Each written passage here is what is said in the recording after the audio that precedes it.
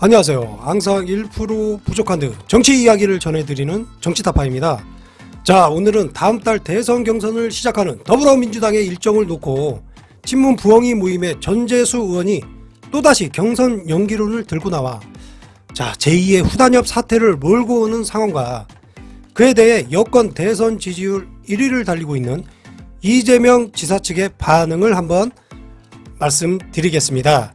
자, 항상 팩트 넘치는 기사와 진솔한 뉴스로 여러분을 찾아뵙고 있습니다.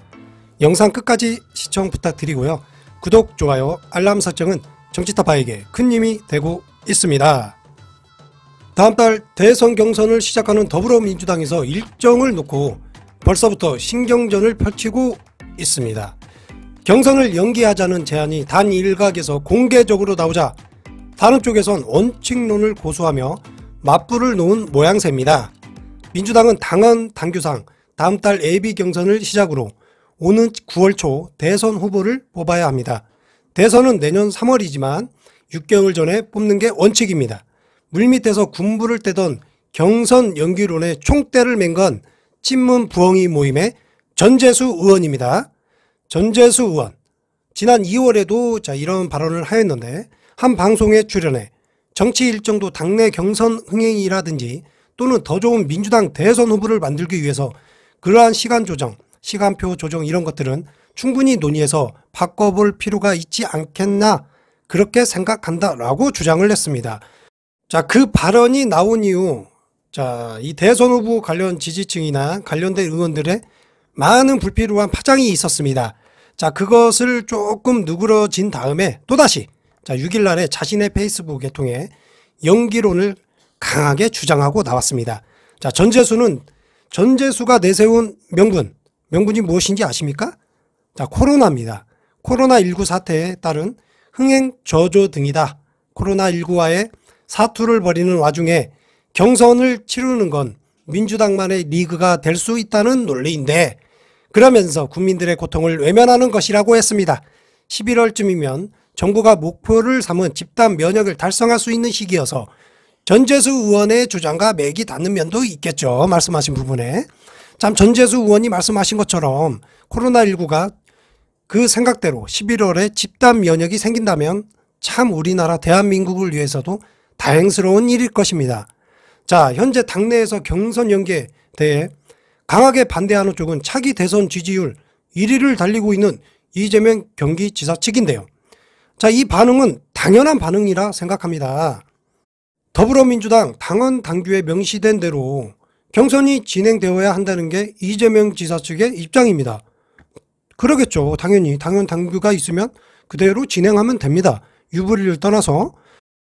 그런데 당내 기득권을 가지고 있는 친문 부엉이 모임의 이러한 주류들의 발언으로 이러다가 민주당이 제2의 후단협 사태, 후단협이 발생하는 게 아닌지 많은 우려를 낳고 있습니다.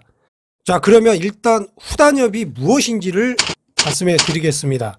한국 정치에서 후단협은 경선 불복을 상징하는 장면에서 자주 등장하는 단어입니다.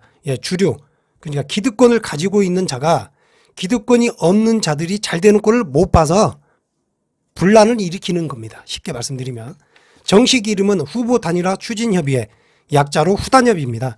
대선에서 후보 단일화를 추진하는 것은 아주 자연스러운 일입니다. 하지만 2002년의 후단협 추진은 일방적인 후보 단일화와는 다른 정치적 목적이 숨겨져 있었는데요. 새천년 민주당은 2002년 4월 대선 후보로 정치인 노무현을 선택을 했습니다. 민주당 국민경선은 드라마라는 수식어가 붙을 정도로 대흥행이었고 정치인 노무현의 대선 후보 등극은 당시 민주당 주류 정치인들이 받아들이기 쉽지 않은 결과였습니다. 대선 후보 경선을 통해 뽑힌 인물을 끌어내리는 것은 정치적 명분이 없는 선택이지만 명분을 찾기 위한 마련이기도 하였습니다. 2002년 6월 지방선거의 참패가 그 시작이었는데요. 당시 노무현 후보를 간판으로 치른 지방선거에서 민주당이 받아든 성적표는 매우 처참했습니다. 서울, 경기, 인천 등 수도권 광역자치단체장을 모두 한나라당에 내주는 등 호남을 제외한 다른 지역에서는 힘을 발휘하지 못했습니다. 그런데 당시 지방선거 패배를 정치인 노무현의 개인의 역량 탓으로 몰아가는 것은 많은 무리가 있었습니다. 당시에 김대중 대통령 아들을 둘러싼 비리 의혹이 불거지면서 국민적 여론이 돌아선 것이 중요한 이유였기 때문입니다. 지방선거 패배 이후 대선까지 남은 기한은 6개월이었습니다. 노무현 후보의 정치적 입지는 흔들렸고 후단협을 준비했던 정치인들이 그 지점을 파고들었습니다. 당시 2002년 무엇이 있었습니까? 우리에겐 월드컵이 있었습니다. 축구 월드컵. 그 열풍이 얼마나 뜨거웠던 시기였습니까? 2002년.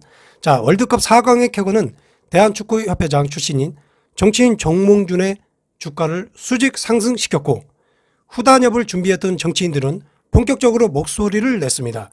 노무현 후보로는 안 된다는 회의론이 계속적으로 커지고 있는 상황이었는데요.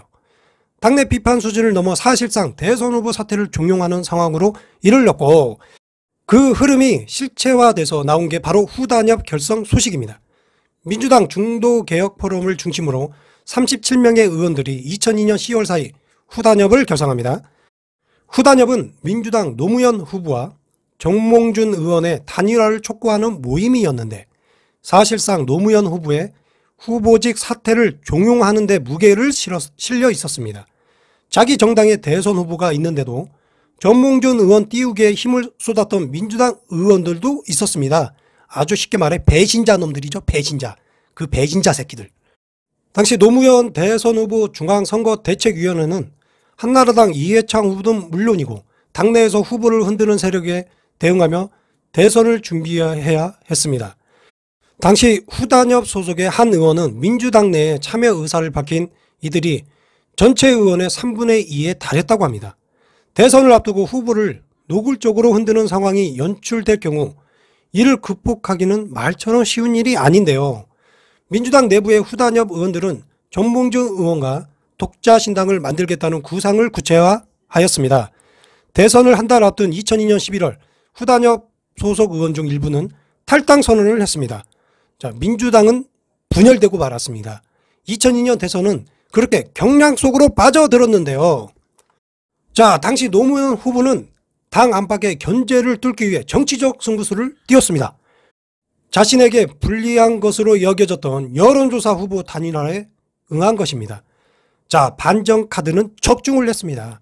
노무현 후보는 2002년 11월 24일 여론조사 경선을 통해 정몽준 후보를 꺾고 단일 후보의 지위를 얻었습니다. 후단협이 흔들었던 2002년 대선 여론조사 경선은 그 흐름을 바꿔놓는 또 하나의 분수령이 되었던 것입니다. 2002년 이때 민주당 기득권은 동교동계 주류였습니다. 그럼 지금의 더불어민주당 기득권은 누구입니까? 다들 아시잖아요.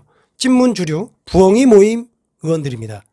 2002년 후단협 사태 시 노무현 대통령님을 지키기 위해 노력하신 친노 주류 세력들이 당시에 패거리 개파 정치로 노통이 얼마나 힘들고 외로운 싸움을 하셨는지를 아시는 그 세력들이 이제는 그러한 사태를 만들기 위해 이렇게 음모론의 시작을 하니 세상사 참 아이러니합니다. 정치라는 게 참으로 기득권 싸움인 것 같습니다. 정치 몰입애들이 조작했던 후단협 내용은 여기까지 말씀을 드리고요.